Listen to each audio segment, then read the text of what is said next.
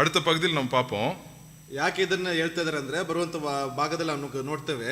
ஏன்னா ஆண்டவர் வந்து அந்த பிசாசுக்கு கம்பேர் பண்றாரு. பிசாசு வந்து எதுக்கு நம்ம லைஃபை அழிக்கிறதுக்கும் திருடுறதுக்கும் கொல்றதுக்கும் தான் பிசாசு வரான் அப்படின்னு வந்து ஆண்டவர் வந்து உடனே அந்த இது சொன்னோடனே 7வது வசனத்துலேருந்து 10வது வசனம் உடனே நல்மெய்ப்பன் அப்படின்னு சொல்லிட்டு உடனே பிசாசுக்கு அதை கம்பேர் பண்றாரு. ಅಲ್ಲಿ ಸೈತಾನಿಗೆ ಅಲ್ಲಿ ಹೋಲಿಕೆ ಮಾಡಿ ಹೇಳ್ತಾ ಇದಾರೆ. ಒಳ್ಳೆಯ ಒಂದು ಕುರುಬನೆಂಬುದಾಗಿ ಎದುರು ಮೂಲಕವಾಗಿ ಹೇಳ್ತಾ ಇದ್ದಾರೆ. ಕಳ್ಳನು ಅಲ್ಲಿ ಕದ್ದುಕೊಳ್ಳುವುದಕ್ಕೂ ಕೊಯ್ಯುವುದಕ್ಕೂ ಮತ್ತು ಹಾಳು ಮಾಡೋದಕ್ಕೂ ಬರ್ತಾನೆ ಎಂಬುದರ ಮೂಲಕವಾಗಿ ತಿಳಿಸ್ತಾ ಇದ್ದಾರೆ. ஸோ அதனால நம்ம லைஃப்லயும் இப்படி பார்த்தீங்கன்னா எப்பவும் வந்து இந்த 2 சத்தம் இருக்கும். எப்பவும் நம்ம டெய்லி நம்ம சோதனைகள் டைம்ல எந்த டைம்லையும் நம்ம வந்து இது ஏதாவது ஒரு முடிவு எடுக்கணும்னா, ஏதாவது ஒரு காரியம் பண்ணணுமா, ஏதாவது கூட நம்ம ஃப்ரெண்ட்ஷிப் வைக்கணுமா வைக்கக்கூடாதா, இது வந்து ரொம்ப இனிமையாக இருக்கும் சத்தம்.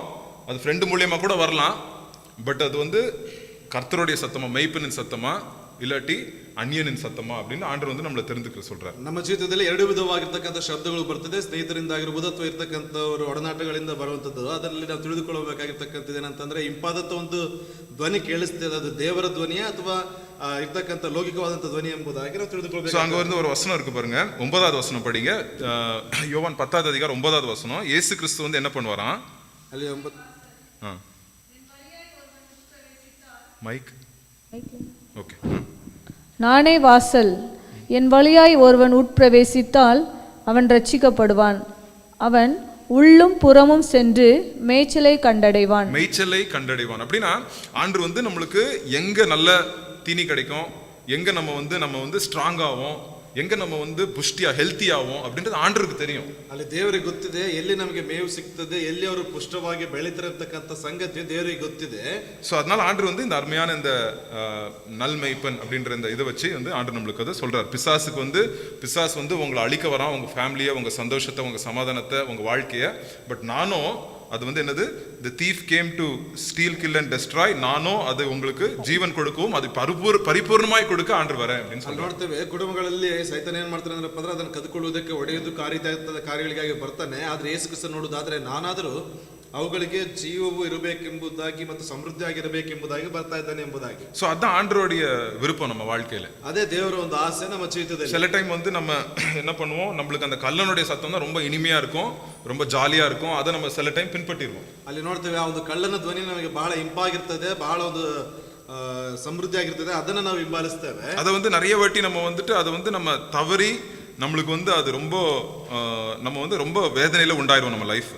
ಅದು ತಪ್ಪಾಗಿ ಅದೇನಾಗ್ತದೆ ಅಂತಂದ್ರೆ ಒಂದು ನಮ್ಮ ಜೀವಿತದಲ್ಲಿ ಬಹಳ ವೇದನೆಗಳನ್ನು ಉಂಟು ಮಾಡ್ತದೆ. ஸோ இங்க வந்து நான் திருப்பி வேண்டாம், நீங்க ஏசாயா 53வது அதிகாரத்துல ಏಸಾಯ 53ನೇ ಅಧ್ಯಾಯದಲ್ಲಿ we went 6வது வசனத்துல we all went astray like sheep அப்படின்னு போட்டிருக்கு. அப்படின்னா நம்ம ஆட்டுக்குட்டி போல நம்ம வந்து வழி தவறி போயிட்டுமா, and we have all turned our own way. நம்ம இஷ்டம் வந்த வழிக்கு நம்ம போயிட்டுமா. பட் ஆனாலும் அவர் வந்து நம்மளுக்காக he was punished, the Lord punished him and the iniquity of us all. so நம்ம வழி தவறி போனது கூட அதுக்காக தண்டனை அனுபவிச்சது யாருங்க? ಯೇಸು ಕ್ರಿಸ್ತ அப்படின்னு சொல்லி ನೋಡ್ತೇವೆ. ಪ್ರತಿಯೊಬ್ಬರು ಅಲ್ಲಿ ದಾರಿ ತಪ್ಪಿದ ಕುರಿಗಳ ರೀತಿಯಲ್ಲಿ ಅಲೆದಾಡುತ್ತಿರುವಂತ ಸಂದರ್ಭದಲ್ಲಿ ಅಲ್ಲಿ ನೋಡ್ತೇವೆ ನಮ್ಮ ದೋಷವನ್ನು ಆತನ ಮೇಲೆ ಒಪ್ಪಿಕೊಳ್ಳಲ್ಪಟ್ಟವನಾಗಿ ನಮಗೆ ಆ ಒಂದು ಒಳ್ಳೆಯ ದಾರಿಯಲ್ಲಿ ನಡೆಸ್ತಾ ಇದ್ದಾನೆ. ஸோ ஒருவேளை யாராவது நீங்க வந்து சந்திப்பீங்க, யாராவது நீங்க உங்க ஃப்ரெண்ட்ஸ் கிட்ட யார்கிட்டயா நீங்க சந்திப்பீங்க, அவங்க லைஃப் வந்து ரொம்ப ஆண்டுகிட்ட இருந்து தூரம் போயிருப்பாங்க, வேற வழி போயிருப்பாங்க, தப்பான வழிக்கு போயிருப்பாங்க.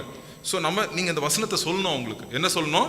ஹே, நீ வந்து தப்பான வழிக்கு போயிட்ட, நீ தப்பான சத்தத்தை கேட்டு அது உனக்கு ஜாலியா இருந்துச்சு, நீ போயிட்ட, அதுல இருந்து நிறைய சமாதானம் உனக்கு வந்து ப்ராப்ளம் ஆயிடுச்சு உன் லைஃப்ல. பட் ஆனாலும் உன் பாவத்துக்காக, நீ தப்பான வழிக்கு போனதுக்காக யார் அடிக்கப்பட்டா?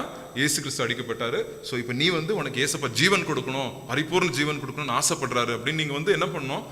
உங்க கூட நீங்க கவுன்சிலிங் பண்றவங்களுக்கு நீங்க உற்சாகப்படுத்தணும், என்கரேஜ் பண்ணணும் அவங்களை. ಅಲ್ಲಿ ನೋಡ್ತೇವೆ, ನೀವು ಸಂಧಿಸುವಂತ ನಿಮ್ಮ ಸ್ನೇಹಿತರನ್ನ ಅವರ ಬೇರೆ ಮಾರ್ಗದಲ್ಲಿ ಇರುವಂತ ಸಂದರ್ಭದಲ್ಲಿ ನೀನು ತಪ್ಪಾದ ಮಾರ್ಗದಲ್ಲಿ ಹೋಗ್ತಾ ಇರ್ತಕ್ಕಂಥ ನಿನಗೆ ದೇವರು ಆ ಒಂದು ದಂಡನೆ ಹೊತ್ತುಕೊಳ್ಳಲ್ಪಟ್ಟಿದ್ದಾನೆ ಎಂಬುದಾಗಿ ಅವರಿಗೆ ಒಂದು ಆಲೋಚನೆಗಳ ಮೂಲಕವಾಗಿ ಸರಿಯಾದಂತ ಮಾರ್ಗದಲ್ಲಿ, சரியாதத்த தாரிய கடைக்கு நடிச்சுவந்த ಒಂದು ஆலோசனைகளை ನಾವು ನೀಡಲ್ಪಡಬೇಕಾಗ್ತದೆ. ஸோ என்னைக்கும் நம்ம வந்து ஆண்டோடைய வசனத்தை நம்ம மருந்து போல கொடுக்கணும் ஜனங்களுக்கு. அது வந்து காயத்துக்கு மருந்து போல, அது ஒரு எக்ஸாம்பிள் நம்ம பார்ப்போம். பட் மருந்து போல நம்ம ஆண்டோடைய வசனத்தை நம்ம கொடுக்கணும். ಜನಗಳಿಗೆ ದೇವರ ವಾಕ್ಯಗಳನ್ನು ಒಂದು ಔಷಧಿಯ ರೀತಿಯಲ್ಲಿ ನಾವು ಜನರಿಗೆ ಕೊಡಬೇಕು. எப்போ நம்ம எதை சொன்னாலும் கடைசியா இயேசு கிறிஸ்துவோட சிலுவைக்கு கொண்டு வந்து நிறுத்தணும். அதுதான் நம்மளுடைய போதனையின் உபதேசம் எதுனாலும் வந்து லாஸ்ட்ல வந்து ஏசப்பாவோட சிலுவைக்கு கொண்டு வந்து நிறுத்தணும். அங்கதான் நம்மளுக்கு விடுதலை உண்டு.